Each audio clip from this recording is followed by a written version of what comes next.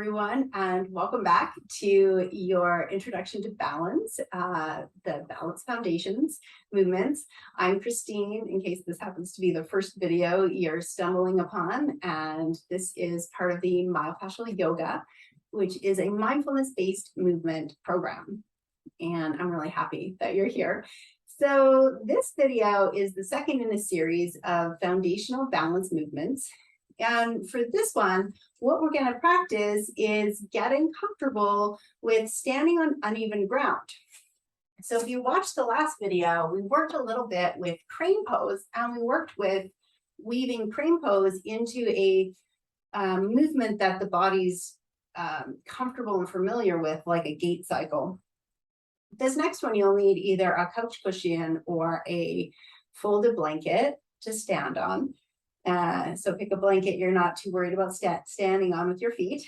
You'll also need something to help you with balance. So that could look like a chair that you're going to hold on to, or just place yourself near a wall so that you can hold the wall. All right. So place your blanket in front of you. And before we get to standing on it and stepping on it, let's take a moment and go back to that quality of invoking or inducing a state of mindful awareness. So get yourself in a comfortable way to stand for you. Feel free to shift and wiggle your body and move your feet around until you feel pretty stable and steady on your feet.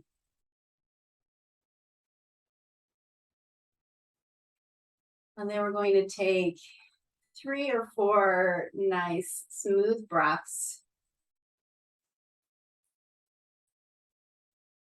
One really great way to start connecting in with the breath is to do a really kind of quick inhale followed by a long exhale. And what can be helpful with that is to actually do the quick inhale twice. So it sort of sounds like this. You could also just do that inhale once if that feels better, which would be like, or.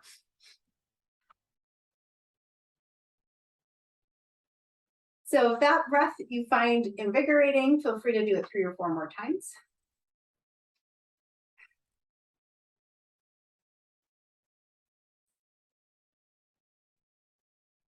And then we're going to slow the breath down and coordinate a movement with the breath. So this movement is a figure 8 hand pattern.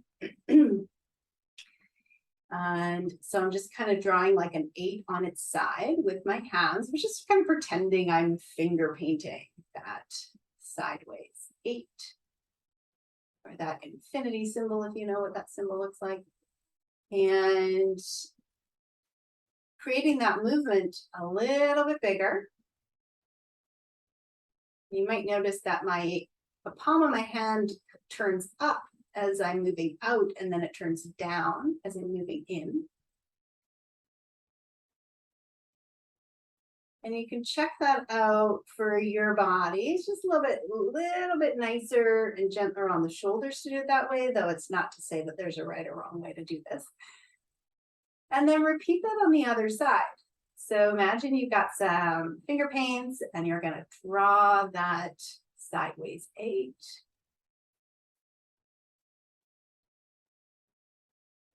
Making sure that your thumb crosses the midline of your body each time you come around the sort of middle loop.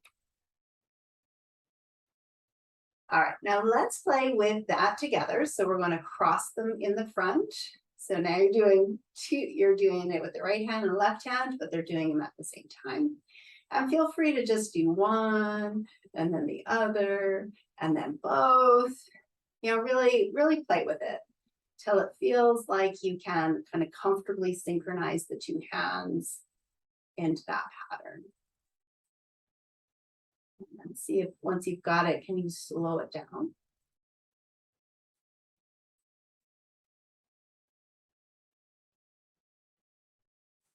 Now remember I said that for me anyway, the palms are going to point down toward the floor. Feel free to shake your arms out while I'm talking.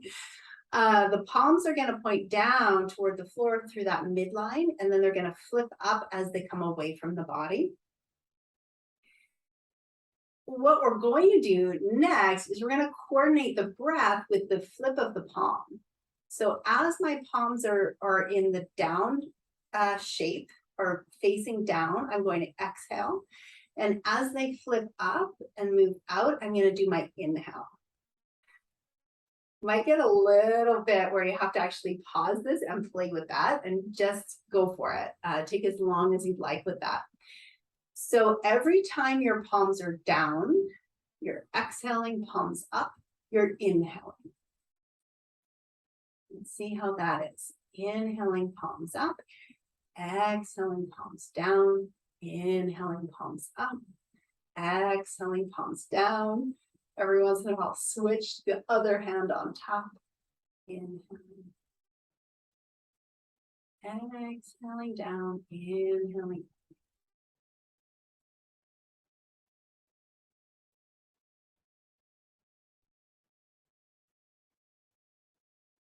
Now, if you try this and you feel like, ugh, that's so backwards, like I would so much rather be exhaling here and inhaling there, just do that. Because it's actually what's important in this exercise is that we are coordinating a movement with a breath cycle in a kind of synchronized way, and then we repeat it.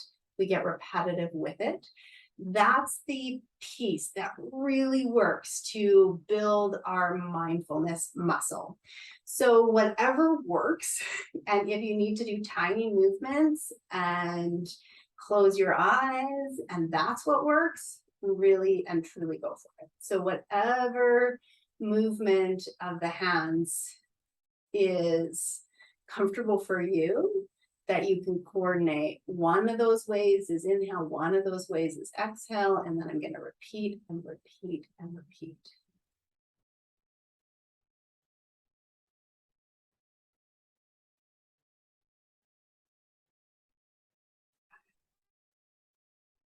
And just get a second to check in and notice, how do you feel in your body in this moment?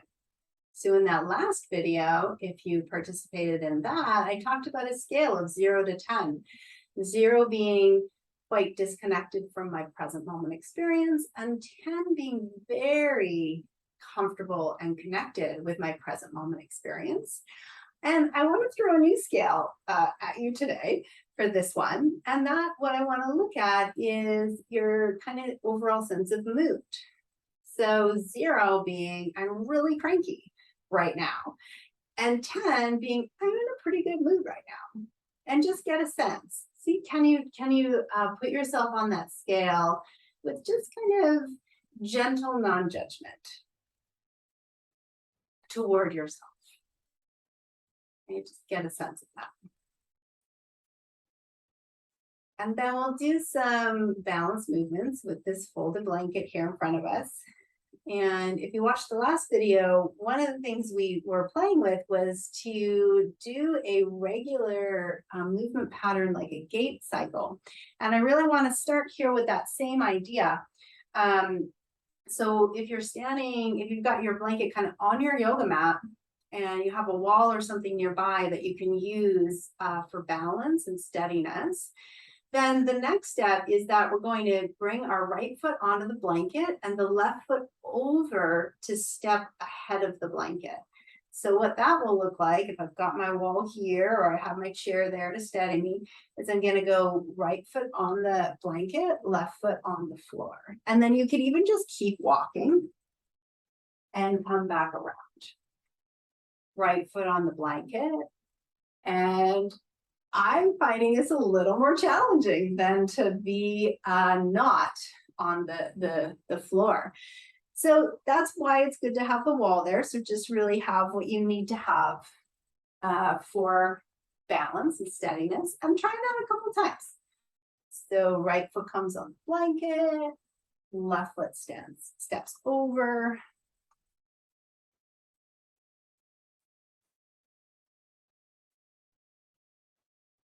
Feel free to pause and try that a few more times.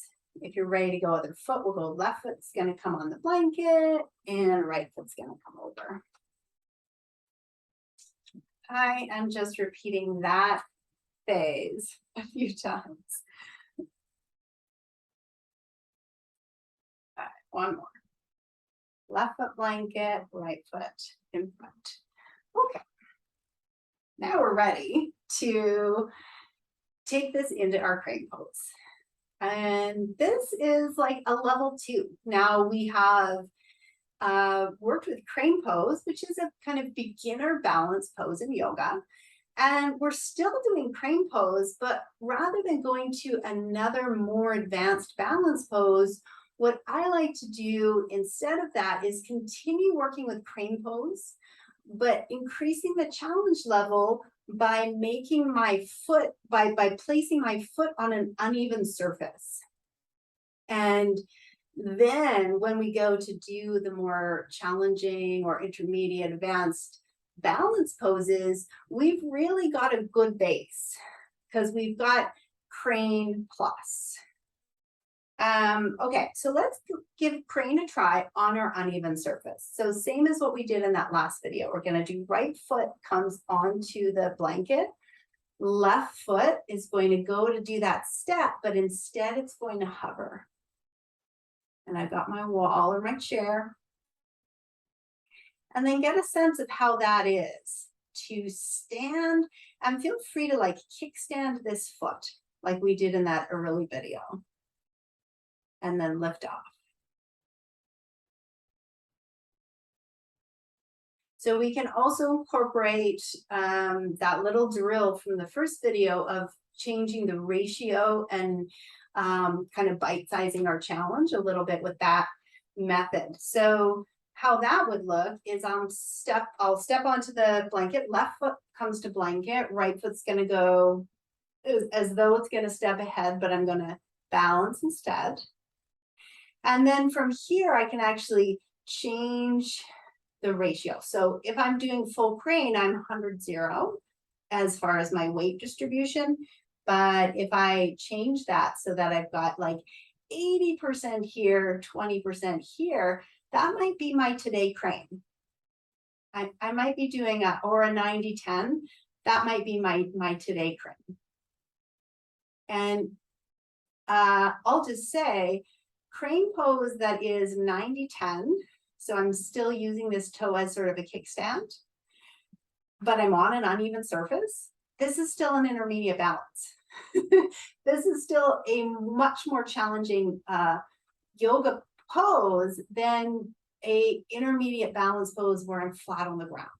And you'll probably feel that. Can you feel how your ankles have to organize themselves? They have to sort of locate themselves, because you have a map in the bottom of your foot, in your ankle joints. You have a brain map that connects you to your feet. And when you're finding an uneven surface, it's really coming alive. Your foot is really getting a sense of what in the heck is under my foot. All right. So feel free to pause this and play around with crane pose on an uneven surface.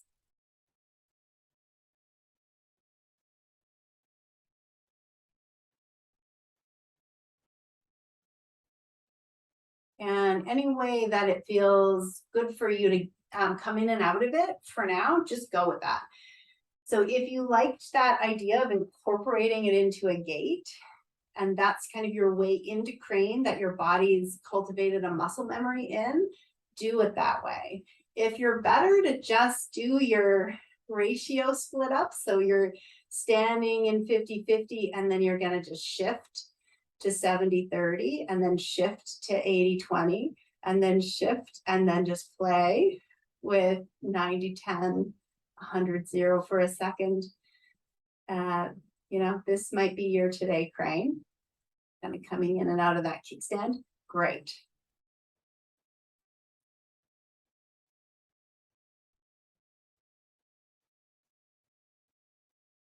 Okay, so whatever way coming in and out of the pose is most comfortable for you today, I'll really encourage you and invite you to do it that way for today. We can explore other ways to come in and out, like executing poses as sequences where we kind of stitch them into other poses, and we'll get into that eventually. For now, I'm just gonna encourage you to do what works so that you can get comfortable with your crane pose on an uneven surface.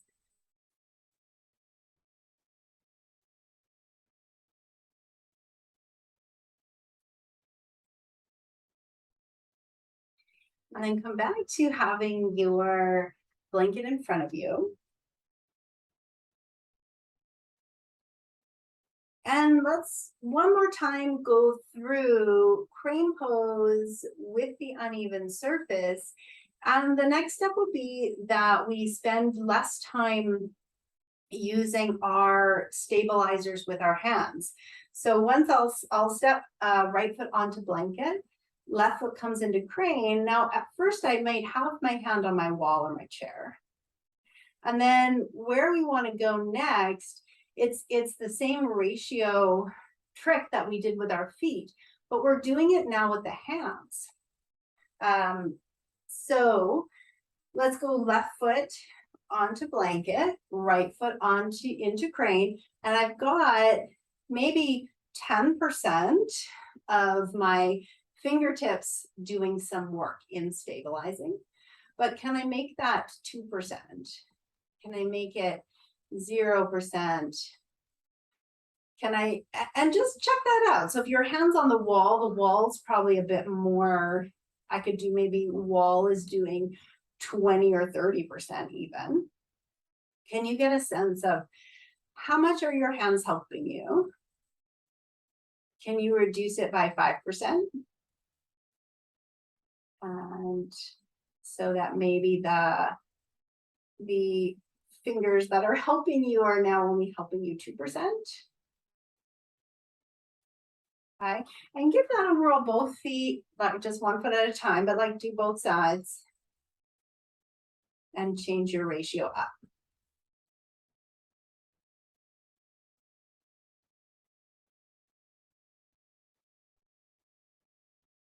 Okay. And even if you can get to where you're lifting your hand away for 2 seconds and then back, think that you're making little deposits in a bank account. Every time you do that, even for 2 seconds, there's an accumulation that takes place over time. So it might not seem like a really great thing that I took my hand off the wall for 2 seconds, but it is, because slowly you'll increase that and your body will build trust in the stability of the standing leg more and more. Okay. So now we have done a kind of level 2 crane where we've stood on a uneven surface. And I'm going to create a few more balance videos. They'll be included in this playlist. So, but for now, I just really want to celebrate that you're doing this series with me. And I'm curious now, on that scale of 0 to 10, where we looked at what kind of mood am I in, what would you say now? And again, to try and be as neutral as you can with this, just like you're an inner scientist gathering data, would you put your mood now closer to the grumpy side or closer to the I'm in a pretty good mood side, and get a sense of that? 10 being I'm in a great mood, 0 being I'm in a terrible mood, and where would you place your mood on that scale?